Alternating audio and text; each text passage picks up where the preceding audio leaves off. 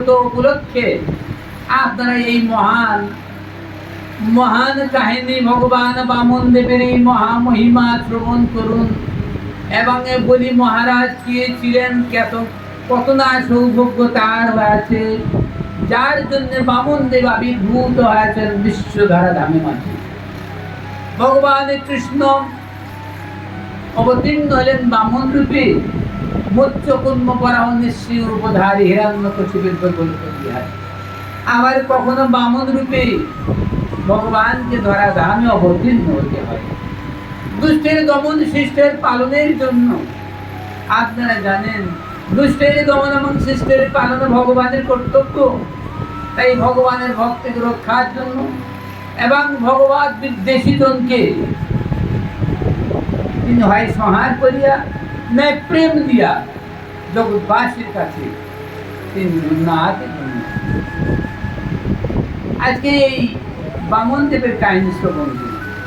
এবং বলি মহারাজ আপনারা জানেন প্রহ্লাদ মহাশয় ভগবানের প্রিয় ভক্ত ছিলেন।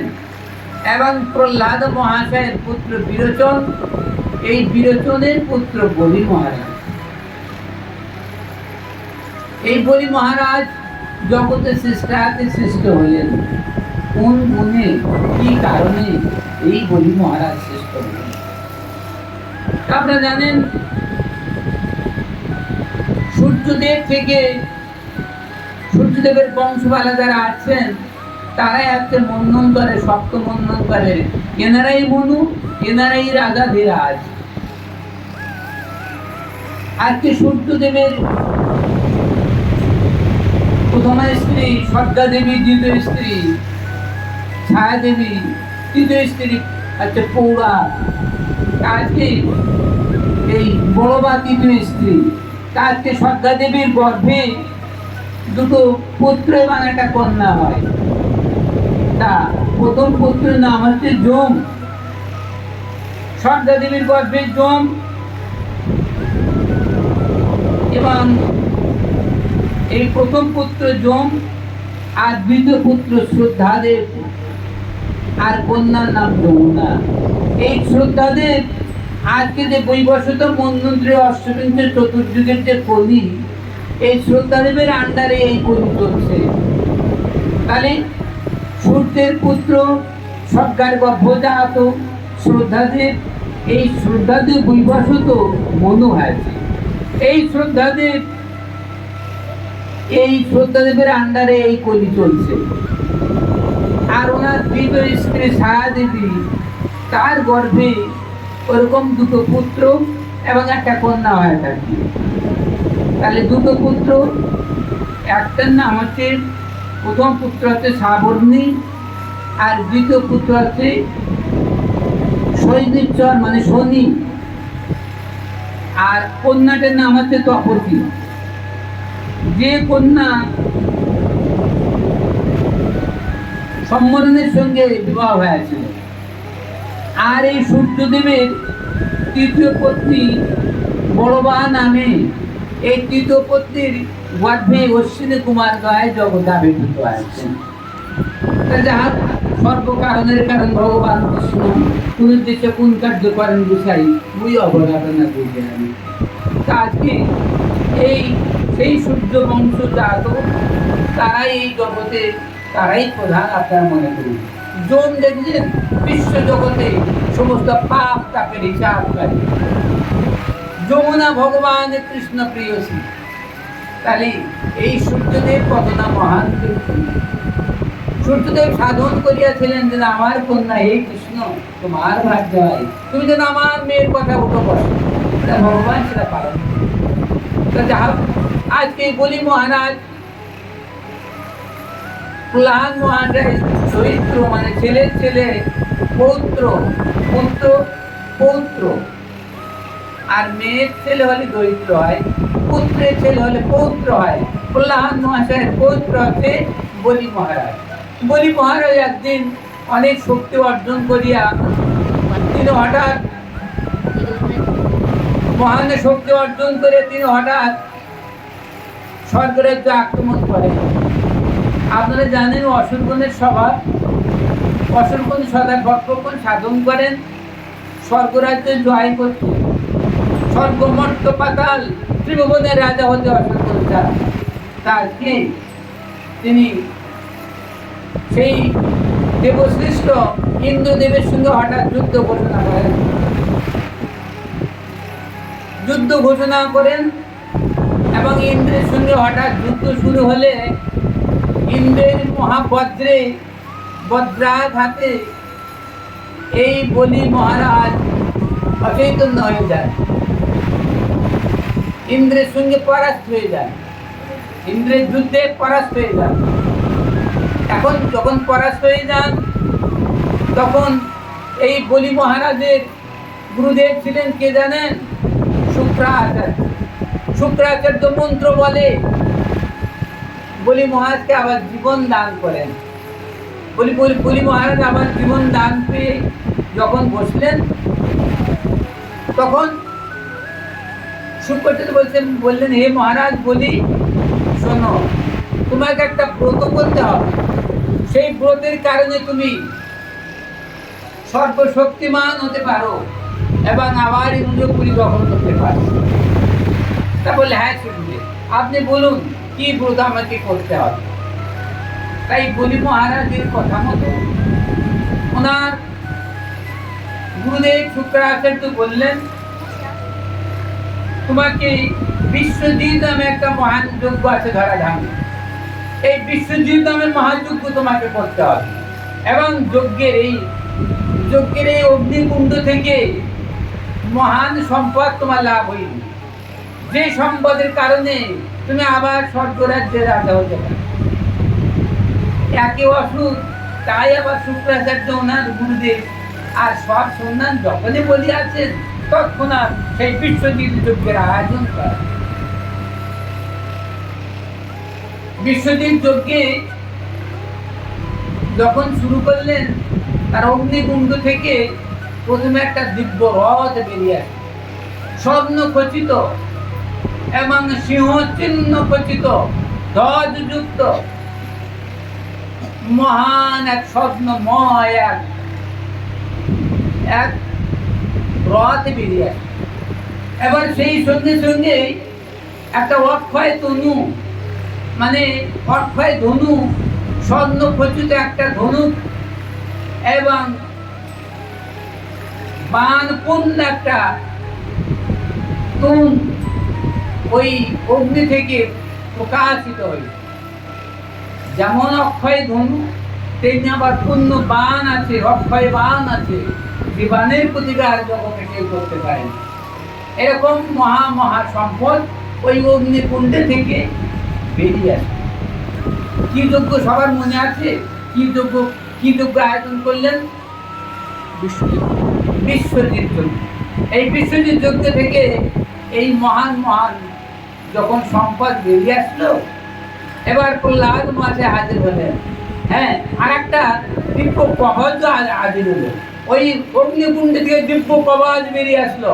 সেই কবচ মহারাজ বলি ধারণ করিলেন।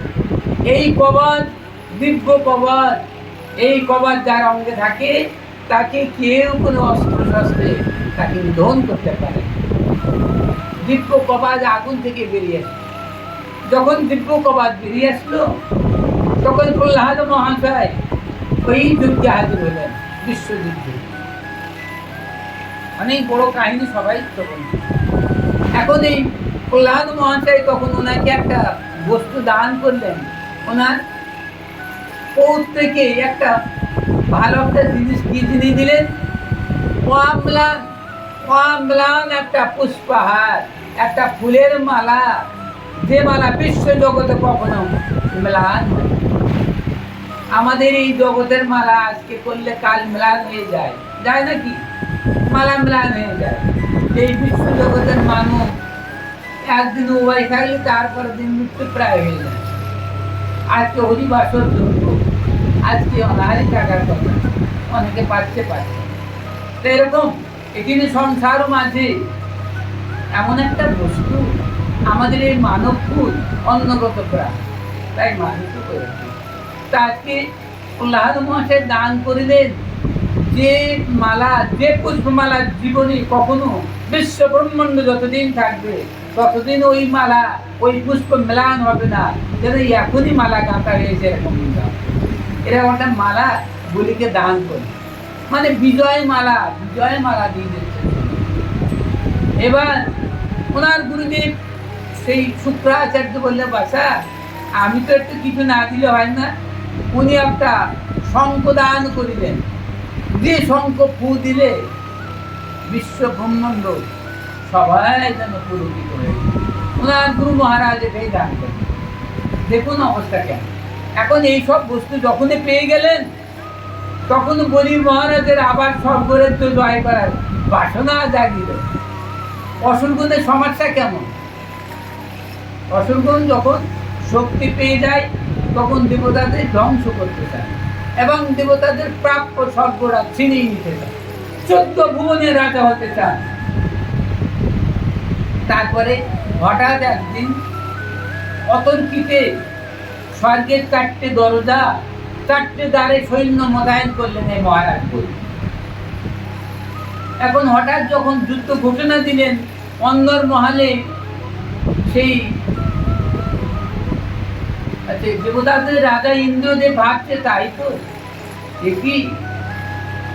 এখন দেবতাদের গুরুদেব কে তোমাদের কারো জানা আছে? অসুরদের গুরুদেব শুক্রাচার্য, আর দেবতাদের গুরুদেব কে তোমরা জানো? বৃহস্পতি। এই বৃহস্পতিকে জিজ্ঞাসা করছেন যে সেই দেবতাদের রাজা ইন্দ্রদেব বলছে, হে শ্রী গুরুদেব, একই আমার 4 দ্বারের থেকে যুদ্ধ ঘোষণা হচ্ছে, নহবাদ বাজছে, যুদ্ধের ডঙ্কা বাজছে, এর কারণ কি? কারা আসলো হঠাৎ? হঠাৎ এই স্বর্গরাজ্য জয় করতে কি আসবে গুরুদেব? তখন গুরুদেব জানাচ্ছে, বলছে বাচ্চা ওই সেই বলি, সেই শ্রীহীন বলি আজকে তার গুরুদেবের দ্বারা আবার পুনর্জীবিত হয়েছে এবং অনেক শক্তি নিয়ে তোমার রাজ্য আক্রমণ করিয়াছে, আর ওর কাছে তোমরা কেউ পারবে না। তখন ইন্দ্র বলছে, হাইরি তাহলে কি শক্তি ধারণ করিলে আমরা পারবো না? তাহলে না, তোমরা এক কাজ করো, তোমরা ছদ্মবেশী এই স্বর্গরাজ্য ছেড়ে পলায়ন করো, তোমরা পালিয়ে যাও, তোমাদের আর উদ্ধার হবে, তোমাদের রক্ষা কেউ করতে পারবে না। মহাবলিয়ান বলি আজকে তোমাদের আক্রমণ করবে। তাই গুরুদেবের কথা মতো দেবতাগণ ছদ্মবেশে পলায়ন করি এই স্বর্গ ছেড়ে দেবে। স্বর্গ ছেড়ে যখন পলায়ন করলেন, কোথায় যাবেন? তখন ওনারা ব্রহ্মার কাছে গিয়ে গহারি করলেন, বললেন, হে ঠাকুর, হে ব্রহ্মা, হে পদ্মাসনে চতুর্মুখ ব্রহ্মা, বলি মহারাজ আমার রাজ্য জয় করিয়াছে, স্বর্গরাজ্য জয় করিয়াছে, তাহলে এখন আমাদের উপায় কি? তা ব্রহ্মা বলছে, তাই তো আছে, চিন্তা করে দেখি তো কি অবস্থা। এখন যদি ধ্যানস্থ ভাবছে, তাই তো, এ তো আমার দ্বারা সম্ভব নয়, কি করে? এখন বলে চলো আমরা কৈলাসে যাই, শিবকে ডেকে ঠাকুরের কাছে পৌঁছাই, ঠাকুরের কাছে বলি যাতারা কোনো পারবে, শিবকে রেখে তার কিছু করা যায় না, কৈলাসে শিবকে বসি, চলো যাই। এ মহাদেব, চলো, দেবতাগণ আজকে ক্ষত বিক্ষত, দেবতাগণের রাজ্য ছাড়া, স্ত্রী হারা, সবাই পরিজন হারা হয়ে ছদ্মবেশ ধারণ করিয়া। এখন এই দেবতাগুণ যখন পথে ঘাটে, যখন ছদ্মবেশ যখন হাহাকার করছে, দেবতাগুণের জীবনে আর সুখ নাই, অনাহার অনিদ্রায় পথে হারে। এখন এই দেবতাগণের মাতার নাম অদিতি। এই অদিতি দেবমাতা বলছে, আরে আমার পুত্রগণের কি দূর অবস্থা। এখন ওনার স্বামী কশ্যপ মুনিকে বলে, হে মহামুনি, আমার পুত্রগণ আজকে স্বর্গ থেকে বিধ্বস্ত হয়েছে, তারা কত না জীর্ণ ছিন্ন অবস্থা, অনাহার অনিদ্রায় তারা পথ চলছে, আমার পুত্রগণের পরিত্রাণের পথ করুন হে স্বামী, আমার পুত্রগণের পথ করুন। তখন কশ্যপ মহামুনি, দেবগণের পিতা কশ্যপ মহামুনি ধ্যানস্থ হয়ে বললেন, হে দেবী অদিতি, তোমার পুত্রগণের উদ্ধার কেউই করতে পারবে না, একমাত্র বিনা নারায়ণ ছাড়া, গোবিন্দ ছাড়া, ভগবান ছাড়া তোমার প্রত্যেকের এই দুঃখ বিমোচন কেউই করতে পারে। ব্রহ্মাদি দেবগণ, শিবাদি দেবগণ কেউই করিতে পারিবে না। এই তোমার এই পুত্রের দুর্দশা লাগাবের জন্য একমাত্র গোবিন্দকে স্মরণ করো। হে দেবী, গোবিন্দকে স্মরণ করো, বিপদ বন্ধন জীবন ছিল। সেই ছাড়া তোমার পুত্রগণের উদ্ধার দিতে না। তখন বললে, বলো স্বামী, কি ব্রত করি ধইব আমার ছেলেদের দুঃখ লাগাবে, এর জন্য আমি জীবন দিতে বাধ্য আছি। বলুন কি ব্রত করতে হবে? তাই কচ্ছপ মহামুনি বলিলেন, কচ্ছপ মহামুনি বলিলেন যে এক কাজ করো, তুমি পয়ব্রত শুরু করো। পয়ব্রত, এই পয়ব্রত যদি তুমি করতে পারো, এই ফাল্গুন মাসের শুক্লা পক্ষে প্রতিপদে দ্বাদশী পর্যন্ত এই দ্বাদশ দিবস পয়ব্রত আচরণ করতে হবে। ফাল্গুন মাসের শুক্লপক্ষ প্রতিপদ থেকে দ্বাদশ দিন পর্যন্ত, 12 দিন পর্যন্ত। ফাল্গুন মাসের শুক্লপক্ষে প্রতিপদ তিথি অনুযায়ী ওখান থেকে দ্বাদশ দিন পয়ব্রত করবে। পয়ব্রত মানে শুধু দুগ্ধ আহার করতে হইবে এবং মাটিতে শয়ন করতে হবে, কৃষ্ণ স্নান করতে হইবে, 3 বার স্নান করতে হবে এবং গোবিন্দকে স্মরণ করতে হবে। নম প্রবন্ধে গোবিন্দায় জগৎ হৃদয় কৃষ্ণায় গোবিন্দায় নমঃ নমঃ। গোবিন্দকে ডাকতে হবে তোমার ছেলেদের এই পদ দ্বারে। মাতা অদিতি বললেন, যত কষ্ট হোক আমি তা করবো। এবার মাতা অদিতি যোগিনী সম, সন্ন্যাসিনী সম রূপ ধারণ করিলেন এবং মনহার মুদ্রায় গোবিন্দকে স্মরণ করলেন। আমার পুত্রদের পরিত্রাণ করুন। যখন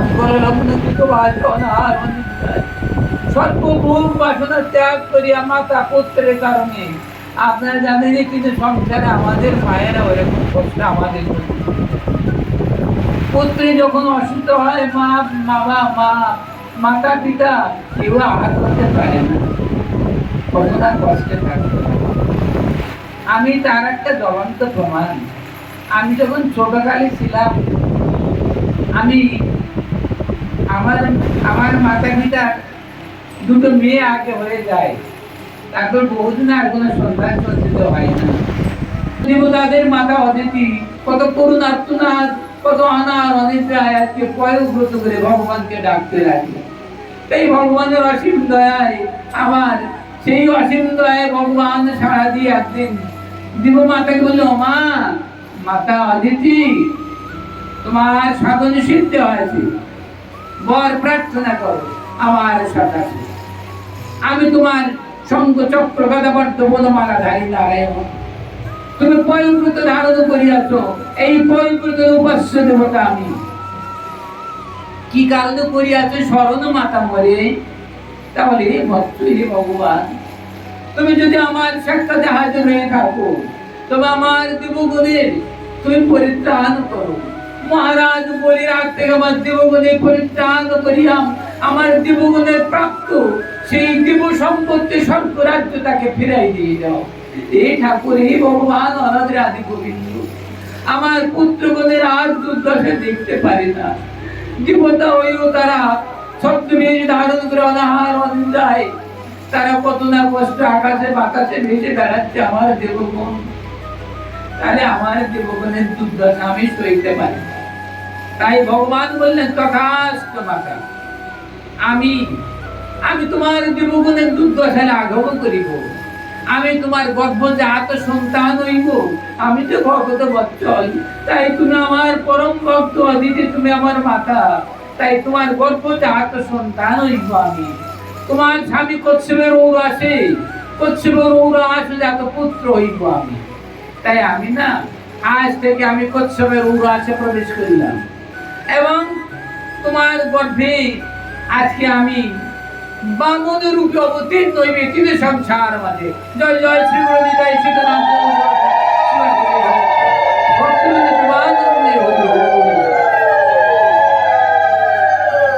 তাই বামন বেশে ভগবান আসিলা ধরায় বামন গেছি ভগবান, ওই আসিলা ধরায় ভক্ত রক্ষায় আরো অভক্তের করিতে শাসন, অভক্ত জনের শাসন করিতে এবং ভক্ত জনের রক্ষা করিতে বামন ভগবান কৃষ্ণ হাজির হলেন। খর্বাকৃতি ছোট মূর্তি, বামন মূর্তি। এই বামন মূর্তিটা আপনারা জানলেন, অদিতির গর্ভে বামন মূর্তিতে ভগবান নারায়ণ আবির্ভূত হলেন। ধীরে ধীরে ধীরে ধীরে বড় হতে থাকছেন। এদিকে শুক্রাচার্য বলিকে বললেন যে, বলি একটা ব্রত করলে হতো না? তা বললে হ্যাঁ, একটা ব্রত করলে ভালো হয়। কারণ ব্রত করা অনেক প্রয়োজন, মাঝে মাঝে আমাদের ব্রত করতে হয়। তা অসুরগণ ব্রত করছে কি জন্য? নিজের যশমান রাজা হওয়ার জন্য। আর আমরা ব্রত করবো কি জন্য? আমরা ব্রত কি জন্য করব? আমরা কি জন্য ব্রত করব? ভগবান চরণ প্রাপ্তির জন্য। ভগবান চরণ প্রাপ্তির জন্য, ভগবানের অভয় চরণ আমরা প্রাপ্তি হব। কারণ ভগবানের জীব নিত্য কৃষ্ণ দাস ইহা ভুলে গেল, সে কারণে মায়ের পাশে গলায় বাঁধিল। তাই দিন সংসার মাঝে আমরা সবাই কৃষ্ণ দাস, কৃষ্ণকে ভুলে গিয়েছি। তাই আমরা সবাই আবার কৃষ্ণ চরণ প্রাপ্তির জন্য আমাদের সাধন করি। তৈরা বিনা প্রেম চেনাই মিলে নন্দলালা, প্রেম ছাড়া তাকে লাভ করা যায় না। জ্ঞান দিয়ে, পাণ্ডিত্য দিয়ে তাকে লাভ করা যায় না। পাণ্ডিত্য তেসা তত নারী বুঝি পারি। তাই মহা পণ্ডিত হলেও ভগবান তত্ত্ব কিছু বলা যায় না। একমাত্র বিনতা দৈন্যতা যদি যার মধ্যে থাকে, প্রেম ভক্তি ছাড়া তাকে লাভ করা যায় না। তাই আজকে ভক্তগণ তাকে প্রেমের মধ্যে রাখবেন, অসুরগণ তাকে নিজের শৌর্য বীর্য নিজের অহংকার দিয়ে ডাকবে। তাই আজকে বলি মহারাজ একটা যজ্ঞ শুরু করলেন।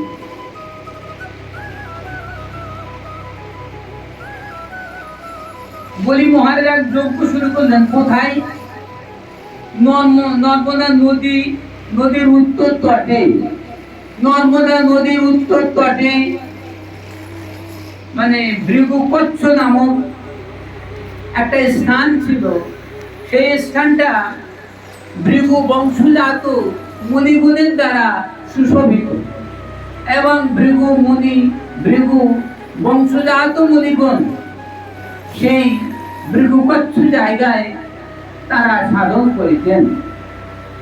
সেইখানে এই শুক্রাচার্য আদি ঋষিগণের দ্বারা এই বলির যজ্ঞ শুরু হয়, এবং ঠিক বলির যজ্ঞ দিকে শুরু হয়।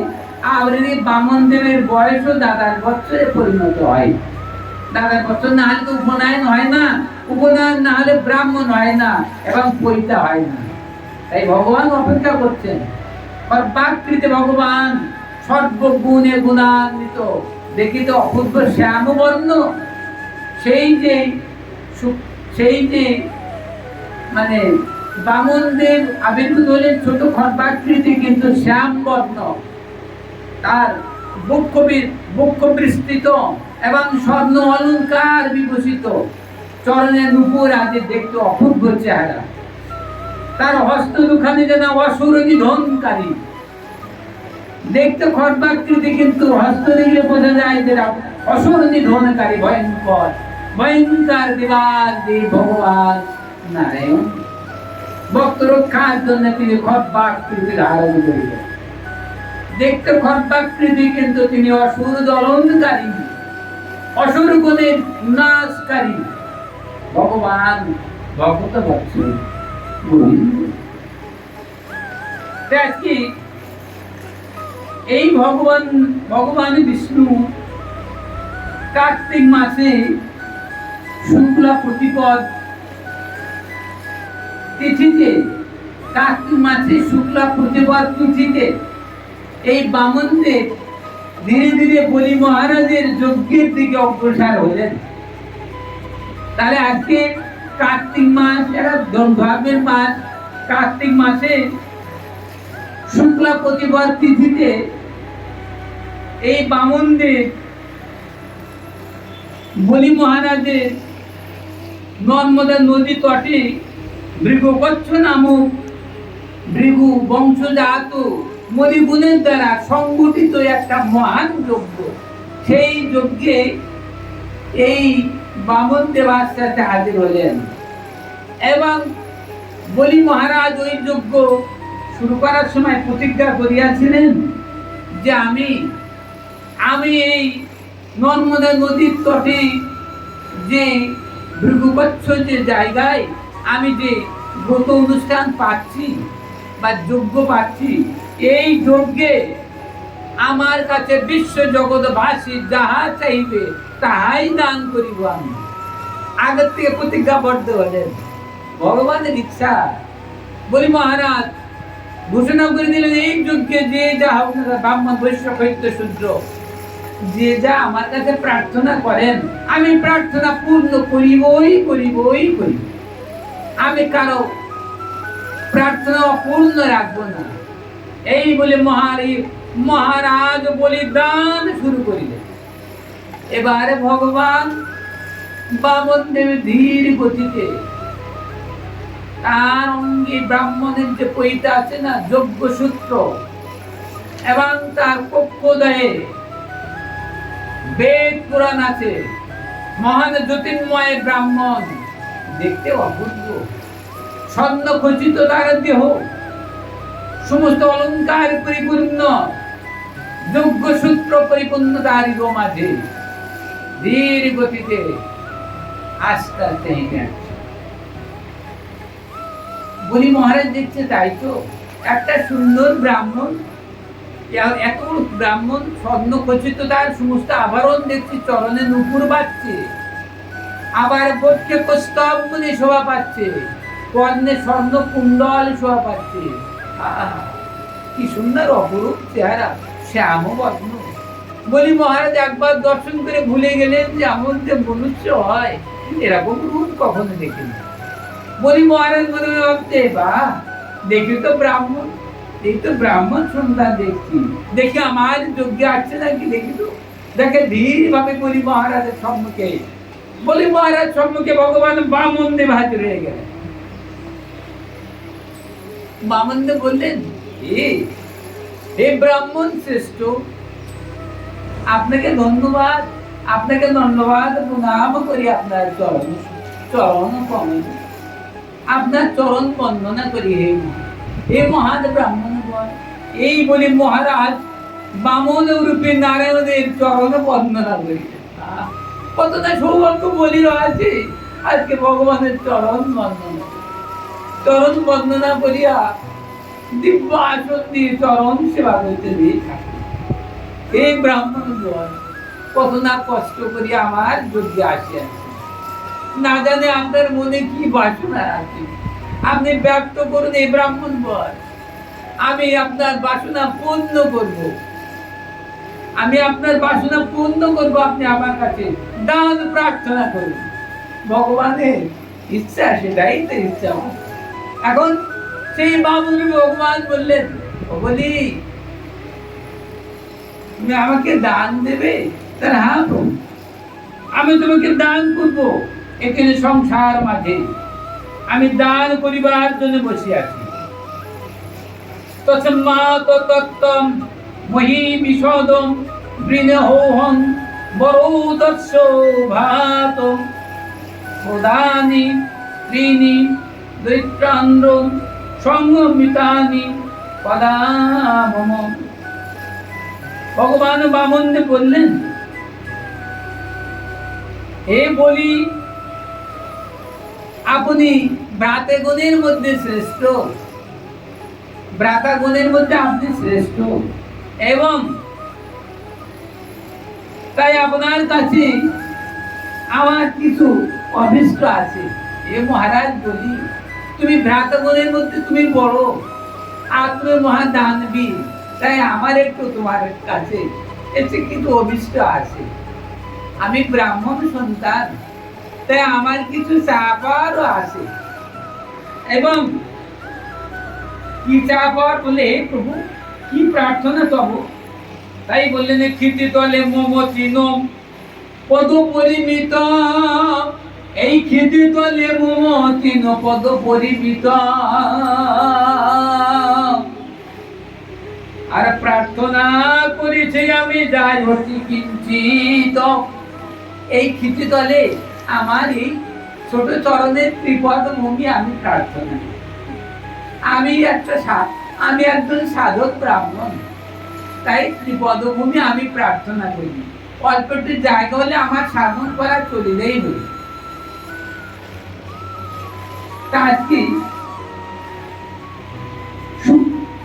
তাই বলি মহারাজ বলছে না, এই ব্রাহ্মণ আরো বহু দান আছে, বিশ্ব ব্রহ্মাণ্ডে এমন কোনো দান নাই যে আমি দিতে পারি না। লক্ষ লক্ষ অশ্ব, লক্ষ লক্ষ হস্তি, লক্ষ লক্ষ মানে রথ, কত কি প্রয়োজন, স্বর্ণ, অট্টলিকা এবং হীরা মুক্ত জহরাত যাহা কিছু প্রয়োজন, এবং লক্ষ লক্ষ সেবায়িত, লক্ষ লক্ষ অপ্সরা আমি আপনাকে দান করতে পারি আপনার সেবার জন্য। আপনি তাই আমার কাছে প্রার্থনা করি। সামান্য কিছু ত্রিপদভূমি আপনার এই ছোট্ট চরণে, ত্রিপদভূমি আপনি কি করবেন? আপনার বলা হচ্ছে না আপনি বেশি করে প্রার্থনা করবেন। আমি তো মহারাজ বলি এখানে সংসার আমার, স্বর্গমর্ত শশাগারা পৃথিবীর রাজা আমি প্রভু। আপনি প্রার্থনা করুন, আপনার মনে কোনো সংশয় বা সংকোচের প্রয়োজন নাই। ঠাকুর বলছেন বলি আমার আর কিছু প্রয়োজন নাই, তুমি এই দান করো আমাকে। তাই উত্তরে বলি মহারাজ বললেন, বলি মহারাজ কি বললেন আপনার শ্রবণ করুন। সচাহং বিত্ত লোভেন প্রত্যাচক্ষে কথং দ্বিজম প্রতিশ্রুত দদামিতি প্রহ্লাদি কিতবা যথা ন হাস্য তং পরহু ধর্ম হতি ও বাচ গুরিয়ম সর্বং সৌরুমলং মনেনু রীতি হৌলি ও পরং নরম। বললে প্রহ্লাদ রোহিত আমি প্রহ্লাদ পুত্র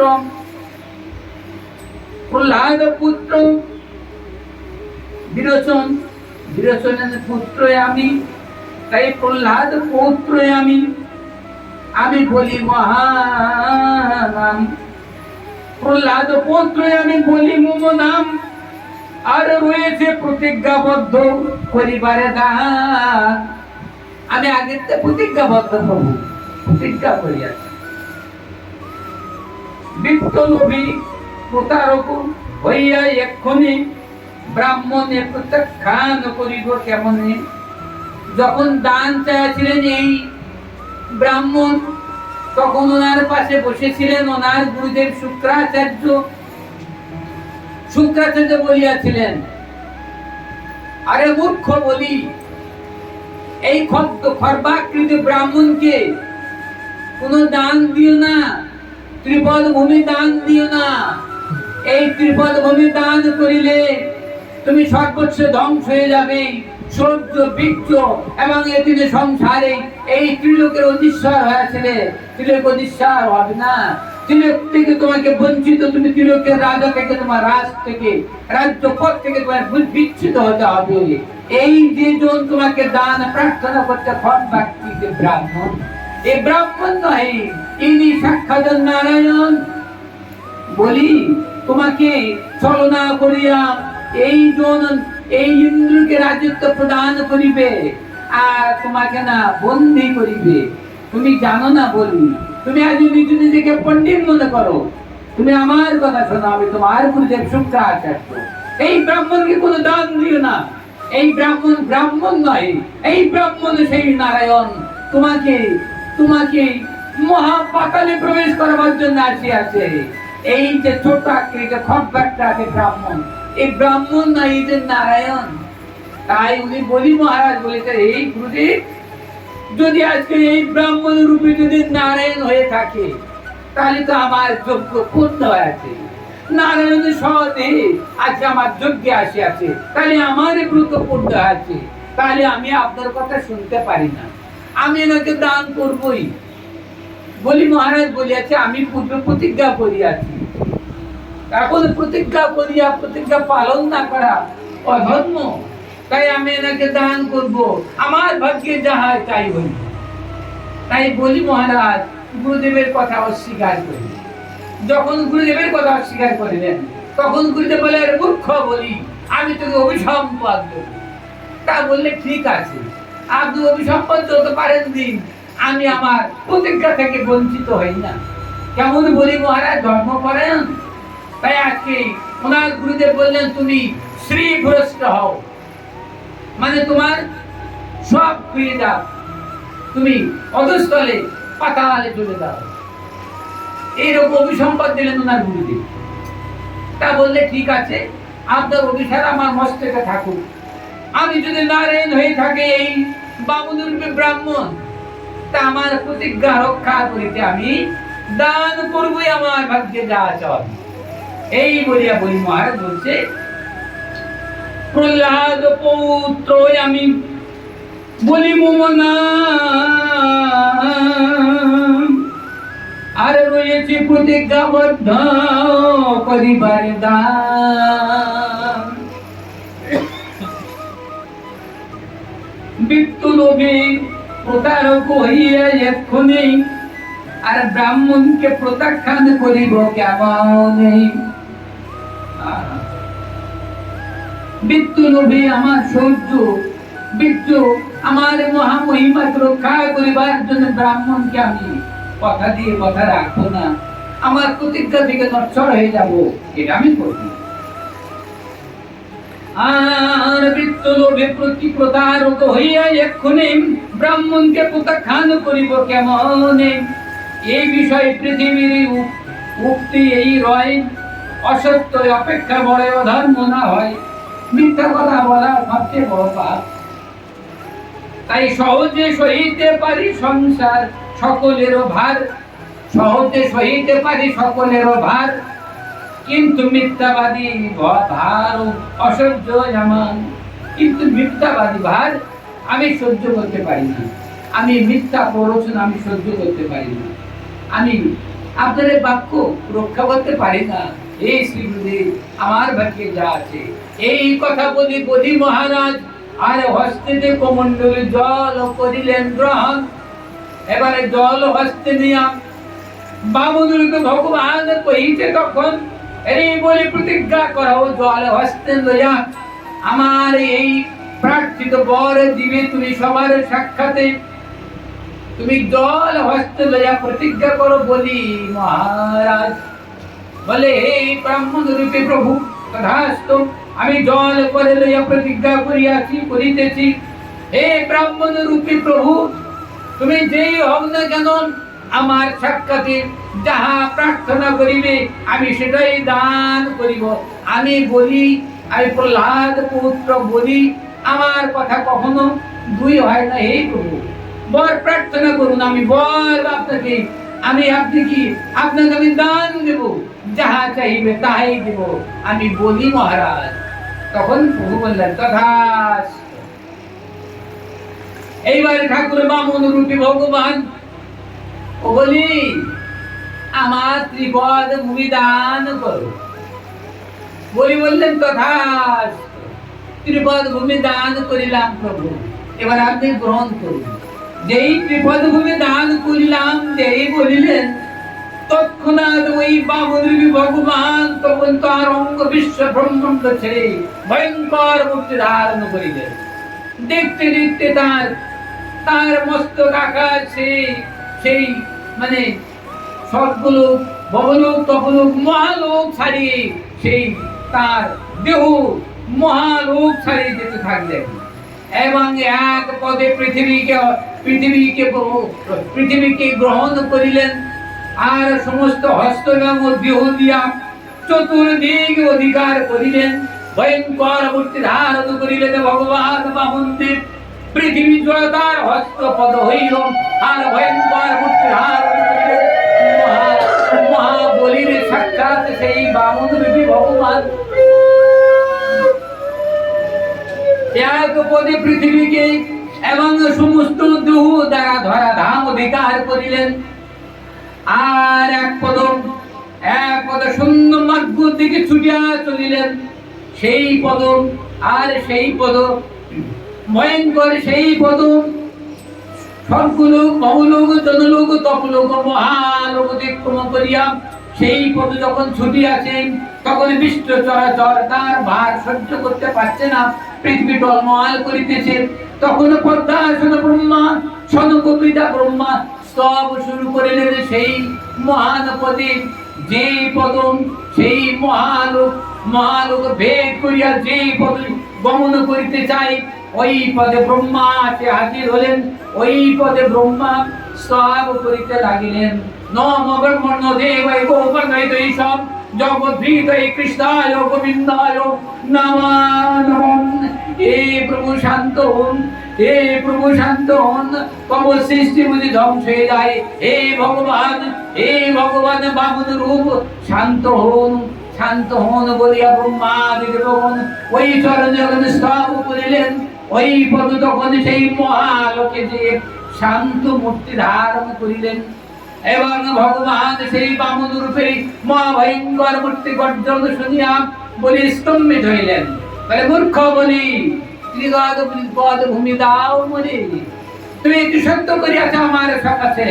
দুই পদে আমি রয়েছি, সেই স্বর্গলোক মহালোক তপলোক সব অধিকার করিয়াছি এবং এক চরণে বিশ্ব ব্রহ্মাণ্ড অধিকার করিয়াছে। এবার আর এক পদ অভিধান করো দম্ভেকে বলি। এখন বলি মহারাজ যখন কিছু করতে পারছে না তখন বলি ভাবছে সর্বনাশ আছে, আমি কি দান করিব। তখন বলি ভাবছে আমি এখন কি দিতে পারি। এই বলিয়া পাতাল অতালে বিতল সুতলে, এই সুতলে তখন বলি মহারাজ গোপন হইলেন। সুতলে বলি মহারাজ গোপন হইলেন। পাতাল অতল বিতল মহাতল তলাতল সুতল, সেই সুতলে বলি মহারাজ আত্মগোপন করিলেন। যখন সুতলে বলি মহারাজ আত্মগোপন করিলেন তখন ভগবান বিষ্ণু তখন গরুরকে আকর্ষণ করিলেন। গরুর এই দাম্ভিক বলিকে বরুণ পাশে আবদ্ধ করো, একে বন্দী করো বলিকে। কারণ প্রতিশ্রুতি দিয়া বলি আজ আমার প্রতিশ্রুতি রক্ষা করতে পারছে না। বলি আজ সুতলে অবস্থান করছে, ওকে বন্দী করো। এখনো বলিকে বন্দী গরুর তৎক্ষণাৎ তার বরুণ পাশে বন্দী করিলেন বলিকে যখন বন্দী করিলেন ভগবান বিষ্ণু বলির ঝলকে রক্ত নাক মুখ দিয়ে রক্ত বাহির হইতেছে। বলি মহাসংখ্যার অবস্থা দেখে বিশ্ব ব্রহ্মাণ্ডবাসী সবাই মহাদুঃখে দুঃখাতে দুঃখ পাপ এবং নয়ন জল নয়ন বাড়ি পাত করতে লাগিলেন। এদিকে ব্রহ্মা পদ্মাসন তখন স্নাপ করে বলছেন, হে প্রভু, হে জনার্দন, হে বিপদ ভঞ্জন শ্রী মধুসূদন, বলি মহারাজ আপনাকে সর্বস্ব দান করিয়াছেন, তার চিতারাজ্য স্বর্গরাজ্য দিয়াছেন, তার এই বিশ্ব ধরাধাম এই ত্রিজগৎ তোমার তারই রাজত্ব, এই রাজত্ব তোমাকে সবই দান করিয়াছি। এমন ধার্মিক বলিকে তুমি কেন বন্দী করিলে প্রভু? এই বলির মহাবন্ধন থেকে মুক্তি দাও প্রভু। এই বলির এত কষ্ট তোমার দেওয়া সম্ভব না। এদিকে তার বলির সেই পত্নী বৃন্দা দেবী, সতী সাধ্য রমণী বৃন্দা দেবী স্বামীর এই সমস্যা দর্শন করিয়া করজনে স্তব করছেন, হে প্রভু, হে বামুনের এই রূপী ভগবান বিষ্ণু, আমার স্বামী বলি মহারাজ, তাকে আপনি রক্ষা করুন। বলি তো আপনার ভক্ত, আপনাকে সর্বস্ব দান করিয়াছে, দেহ কেহ মন প্রাণ সব দিয়াছে। তবে আমার বলিকে, আমার স্বামীকে কেন গুরুর পাশে বন্দী থাকবে? এই কথা বলিয়া স্তব করেছেন তার সতী সাধ্য রমণী বিদ্যা দেবী। বিন্ধার স্তবে ভগবান সন্তুষ্ট হইলেন, ব্রহ্মার স্তবে ভগবান সন্তুষ্ট হইলেন। এবার ভগবান বিষ্ণু বলিলেন, হে ব্রহ্মা, যে করে আমার আজকারি করে সর্বনাশ। দেখেছেন তো ভগবান কেমন, যে তাকে ডাকে তিনি তাকে সর্বনাশ করেন। আজকে বলি মহারাজ কত বড় ভক্ত, সবই দিলেন বিশ্ব চরাচরে যা আছে, তাও তিনি তাকে বেঁধে ফেললেন। তার নাম মুক্তি জলকে ধরে রক্ত বেরোচ্ছে, তাহলে কিয়াম টাইট বাঁধন দিলেন কেন? পরীক্ষা করতেন ভগবান ভক্তকে। বলছে ভক্ত মোর মাতা পিতা, ভক্ত মোর গুরু, আর ভক্ত রেখেছে মোর বাঞ্ছা কল্পতরু নাম। তাকে ভগত বাচ্চা ভগবান বলছে, ও ব্রহ্মা তোমরা কেউ জানো না, বলি আমার প্রিয় ভক্ত, তাই তার সর্বস্বামী লুট করিয়াছি, সর্বস্ব গ্রাস করিয়াছি এবং বরুণ পাশাকে বন্দী করিয়াছি। আমার যিনি আমার ভক্তের ভক্ত আমি তারই হই। আমার ভক্ত প্রহ্লাদ মহাশয়, তারই পুত্র বিরোচন, বিরোচনের পুত্র বলি, বলি আমার পরম ভক্ত, তাই বলি সর্বস্ব আমি লুট করিয়াছি, বলি সর্বস্ব আমি গ্রহণ করিয়াছি। এই কিন্তু সংসার আমি সবে নিয়েছি তাই, এবং তাকে আমি বন্দী করিয়াছি, তাকে পরীক্ষা করছি। বিপদ সম্পদে রাখিবে যে পথে, তার পথে করো ভাবনা। বিপদ আসলে সে ভুলে যায় কিনা আমাকে, তাই আমি তাকে বন্দী করি। এখন ভগবান গরুরের প্রতি ইক্ষণ করলেন, তার বরুণ পাশ থেকে উঠাই দিলেন। বরুণ পাশ এবারে স্টপ করছেন। বরুণ পাশ শৃঙ্খল থেকে মুক্ত হয়ে বলি মহারাজ সুতল থেকে উপরে বেরিয়ে আসে। সুতল থেকে যে ভগবানের কাছে, সেই যজ্ঞ কুণ্ডের কাছে, সেই নর্মদা নদীর তটে যে ভৃগুকচ্ছ নামক জায়গায় যে যজ্ঞ হচ্ছে, ওই যজ্ঞের কাছে সেই গোলাম কিন্তু আসে। মহারাজ বলি আগে বলেন, বললেন ভগবান পদভূমি তুমি যে দান চেয়েছ আমার কাছে, তুমি তো দুই পদে লইয়াছো প্রভু। এক পদে শূন্য মার্গ লইয়াছে, আর এক পদে বিশ্ব ব্রহ্মাণ্ড পৃথিবী লইয়াছে প্রভু। আর এক পদ তোমার কোথায়, তাই তুমি আর এক পদ ভূমি দান দেবে। আর এক পদ ভূমি তোমার কোথায়? ভগবান বলল, বলি আমার আর এক পদ আছে, বলো সেই পদ তুমি কোথায় দেবে আমাকে, সেই পদ তোমাকে আমাকে কোথায় দেবে? তখন সহধর্মিনী কেমন ভালো হয়, তখন বলি মহারাজ, বলি তো বৃন্দা দেবী, আমি এখন এই ঘোর সংকটে কি বলিব ঠাকুরকে, ঠাকুরকে কি বলবো বলো? তখন তার সহধর্ম বলছে, ওগো প্রভু, বিপদ যখন আসে আছে তোমার মস্তকে, তাহলে আত্মউদ্ধার করে পথ নাই, তা তুমি তোমার মস্তক পেতে দাও ঠাকুরের কাছে। ঠাকুর তুমি পদভূমি, আমার তোমার দুই পদে তুমি স্বর্গরাজ্য, উদ্যলোক এবং মর্ত্যলোক আছো। আর এক চরণে তুমি কি হবে আমার মস্তক করে দেওয়ার কোন দেহ প্রভু মোর মস্তকে তোমার অভয় চরণ। বলে মহারাজ সেই অভয় চরণ প্রার্থনা করিলেন। ব্রহ্মাদি দেবগণের যে দুর্লভ চরণ, যার দেবগণ কখনো পান নাই, ব্রহ্মাদি দুর্লভ সেই অভয় চরণ বলে বললেন, হে প্রভু তোমার সেই দুর্লভ চরণ কানা দেহ মোর মস্তক মাঝে, আমার আর কিছু নাই। তাই ভগবান বিষ্ণু সেই বামন রূপী ভগবান বৃহৎ মূর্তি ধারণ করিয়া তার সেই দুর্লভ চরণ নাভিদেশ থেকে বাহিরে আসিল। সেই মহাদুর্লভ চরণ যখন নাভি থেকে আবির্ভূত হইল, বিশ্ব ব্রহ্মাণ্ড তখন টলমল করিতে থাকিল। এবার বৃন্দা দেবী বলিলেন, হে স্বামী, হে বলি মহারাজ, ওই দুর্লভ চরণে মস্তক অর্পণ করুন, তাছাড়া আর কোনো পথ নাই আমাদের। তাই বলি মহারাজ মস্তক নত করিয়া ঠাকুরের ওই চরণ মস্তকে ধারণ করিলেন। এবার কৃষ্ণ আদি গোবিন্দ বামরূপে ভগবান বলি শোনো, ব্রহ্মাদি দেবগণের যে দুর্লভ চরণ পাই নাই, ব্রহ্মাদি দেবগণ স্বর্গরাজ্য পাইয়াছে, কিন্তু স্বর্গের চেয়ে অনন্ত গুণে শ্রেষ্ঠাতি শ্রেষ্ঠ সুখ আছে, এমন একটা জায়গা আছে আমার কাছে। দেবতাগণ তো স্বর্গ লাভ করে, কখনো অসুরগণের অত্যাচারে তারা নিপীড়িত হয়ে যায়, তারা স্বর্গ ছেড়ে পালাতে পারে, কিন্তু এমন একটা জায়গা আমার আছে, সেই জায়গাটা আমি সুতলে রাখি আছি। বিশ্বকর্মার দ্বারা সেই বিশ্বকর্ম সেই বিশ্বকর্মার দ্বারা আমি সেই সুতলে মহানপুরী নির্মাণ করিয়া রাখিয়াছি। বিশ্বকর্মা স্বর্ণ খচিত সেই মহাপুরী সুতলে রাখিয়াছে তৈরি করিয়া। ওই সুতলে তুমি তোমার গুণ সর্বমন করো। একটি সময় প্রহ্লাদ আছে প্রভুর কাছে আসিয়া বলেন, হে প্রভু, হে দীনবন্ধু ভগত বৎসল, তুমি যেটাই করো সেটাই আমাদের মঙ্গল। তা আমরা অসুর কুলে যাবো, আমরা তোমার ভক্ত নেই, আমরা অসুর কুলে। তা অসুর কুলে জাত হইয়া তোমার এই মহান গুণ, তোমার মহান কৃপা কেমনে আমরা লাভ করিলাম হে প্রভু, হে জগতের কর্তা, তোমার গুণের বলিহারি যাই।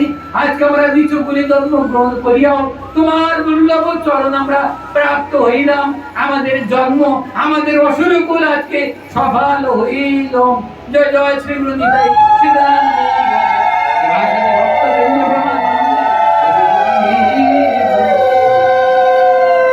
তাই শাস্ত্রে বলিয়াছে, উচ্চ হই হবে বীর অভিমান। আজকে যে কুলে জন্মগ্রহণ করা হোক না কেন, ভজন করি হইবে। তাই ভগবান বলিয়াছে যে নিচু জাতি নহে কৃষ্ণ ভজনে অযোগ্য, সদকুল বিপ্র নয় ভজনের যোগ্য। যেই ভজে সেই বড় অভক্তিহীন চার, কৃষ্ণ ভজনে নাহি কুলাদি বিচার। দিনের অধিক দয়া করেন ভগবান, কুলিনে পণ্ডিত ধনী জনের বড় অভিমান। এখানে সংসার মাঝে ভগবানকে সাধন করিতে গেলে কুলের প্রয়োজন লাগে না। নিচু কুল উদ্ভব সেও আমার পরম ভক্ত হয়ে থাকে। তাই নিচু জাতি নহে কৃষ্ণ ভজনের যোগ্য, আবার সদকুল বিপ্র নয় ভজনের যোগ্য। যেই ভজে সেই বড় অভক্তিহীন চার, কৃষ্ণ ভজনে নাহি যাকে কুলাদি বিচার। দিনের অধিক দয়া করেন ভগবান, কুলিনে পণ্ডিত ধনী জনের বড় অভিমান। এই কিন্তু সংসার মাঝে যে আমার ভক্ত, আমি তারই হই। তা আজকে ভক্তদের বলি কোনো কুলের প্রয়োজন লাগে না, রূপের প্রয়োজন লাগে না, গুণের প্রয়োজন লাগে না। ভক্ত হলেই আমি তাকে দর্শন দিই। তাই এ বলি মহারাজ, হে আমার প্রহ্লাদ, তুমি তোমার সগুণ সহ তোমার পৌত্রকে বলিকে নিয়ে, বলির রাজ্যের সবাইকে নিয়ে সুন্দরভাবে সুতলে গমন করো। আর আমার একটা কথা শোনো,